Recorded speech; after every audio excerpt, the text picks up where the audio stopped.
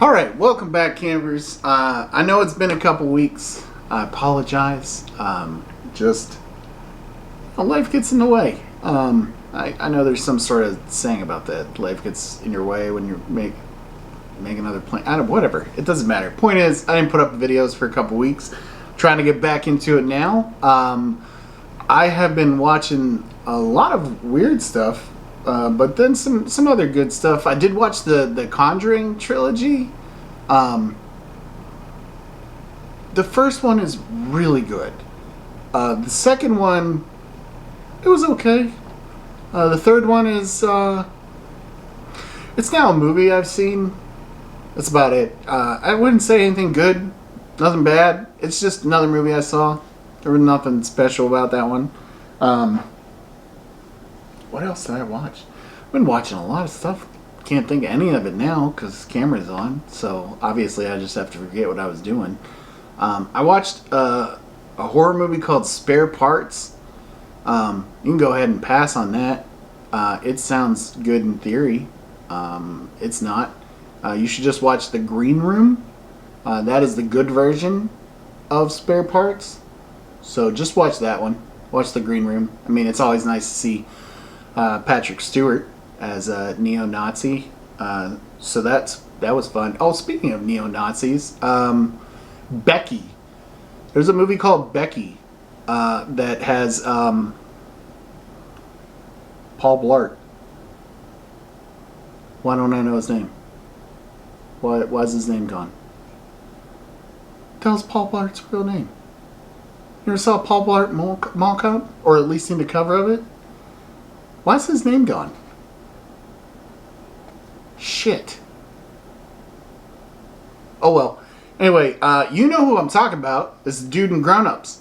It's the Paul Blart. It's Kevin James? Kevin James. There it is. Yeah, King of Queens. I can name all the stuff he's in. His freaking name was gone. Anyway, Kevin James is a neo-Nazi skinhead that is hunting a family. A role I would have never picked him for, and he's pretty genuinely creepy and kind of scary. Like, he actually fits the role really well. It was an excellent choice, but that's called Becky.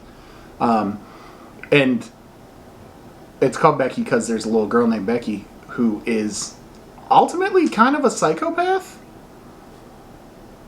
It was not, whatever the movie was, it just wasn't what I was expecting, but I still really enjoyed it. It was good times. But the ones we're here to talk about today, we're actually doing a double feature. First time, might as well give it a shot. So we are going to talk about Late Phases and The Wolf of Snow Hollow.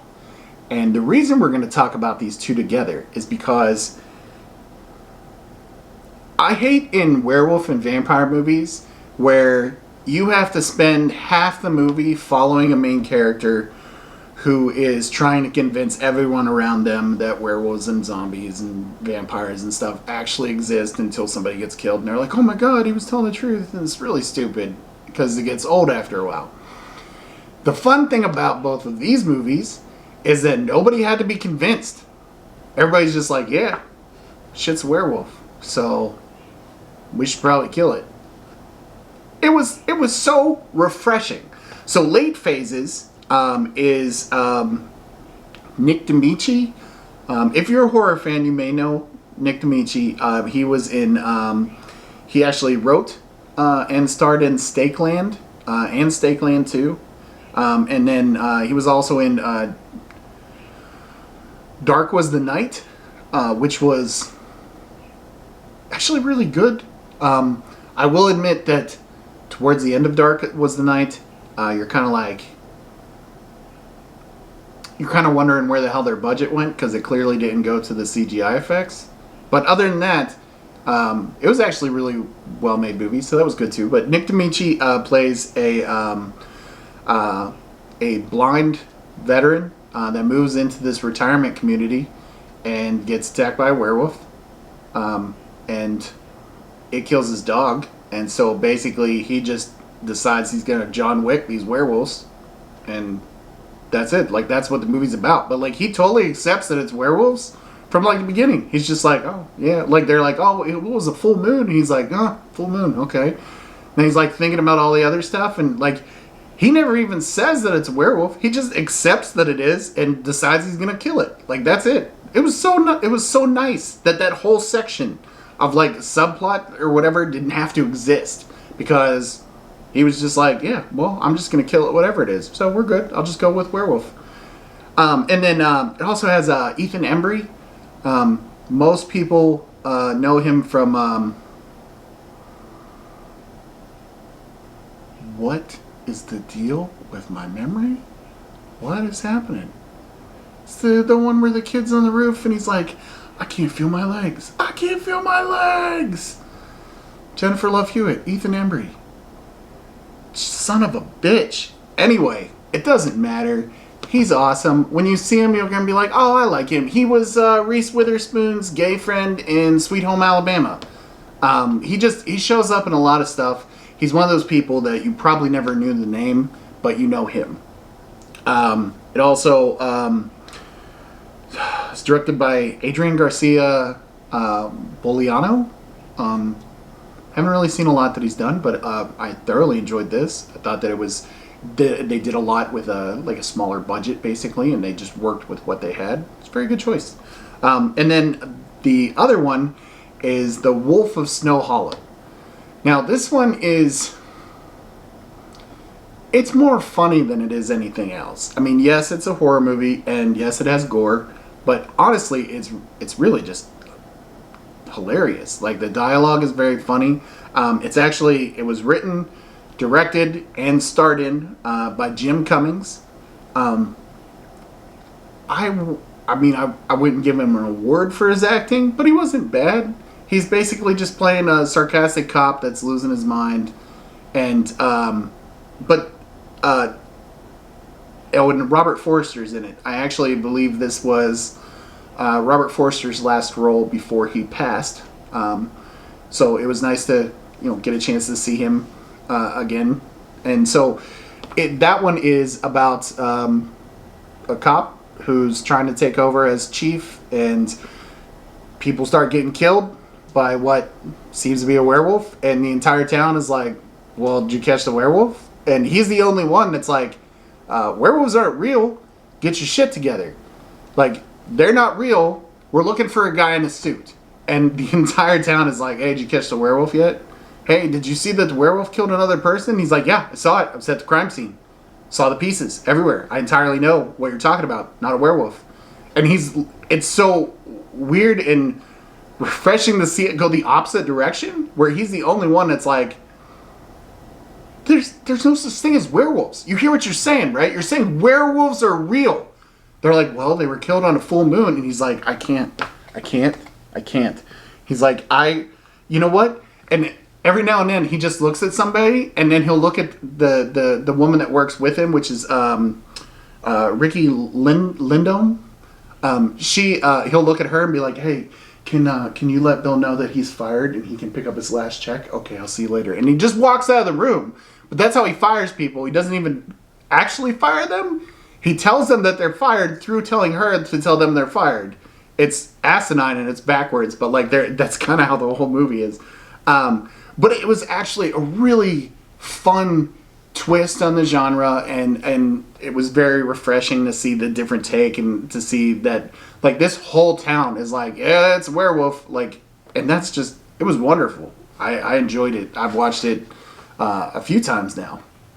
But yeah, Late Phases definitely takes a more serious approach to it, but I really enjoyed the fact that like everyone believed. Like, it was just nice to not have to go through all the same shit that happens in all the other movies where they're like, well, it's a werewolf, and they're like, oh, he went through trauma, so you can't trust him. Like, it's like, I mean, maybe it's just me, it's because I spent my life watching these movies, but I think at this point, if somebody was like, it's a werewolf, I'd be like, alright, guess it is. Cool. Let's go kill a werewolf. Like, I don't know. I never understood that in movies when, like, all these parents, like, the kid comes up to them and they're like, this house is haunted. And the parents are like, well, come on, you're just making stuff up. I don't honestly think that I'd be like, if my kid came to me and was like, this house is haunted, I'd be like, oh, shit, we should move. Like Insidious. Like, the stuff happens and they're like, all right, cool. They just dip out. I was like, yes. Then it turned out the kid was haunted, not the house. And you're like, oh, well, that's a shit show in its own right. But, like, I love the fact that they actually moved. Like, that was, because I'd be like, I'm out. I lived in a haunted house when I was growing up. That sucked. So, I'm just saying, like, I think I believe these people. So, like, it was nice to see a movie where everybody was like, yeah, that's a werewolf. So, anyway, you could do better. You could do worse. You could do worse than to watch these. But yeah, Late Phases was more the serious take. Very good movie. Very well acted. I personally, I liked Stakeland, but not Stakeland 2, so I wasn't sure how to feel about Nick D'Amici, but he actually did a fantastic job.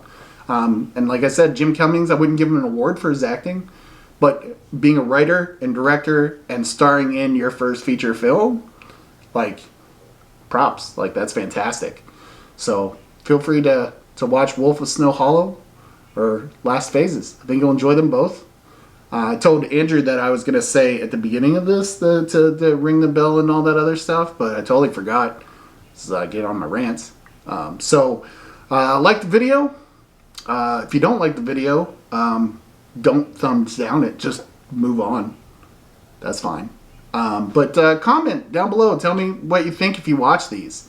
That's what I always want to know, is if any of you actually watch the movies that I recommend after you watch them, tell me what you think. Even if you're like, this was hot garbage, and I can't believe I sat through this, and you owe me an hour and a half of my life back, that's fine. I just want to know.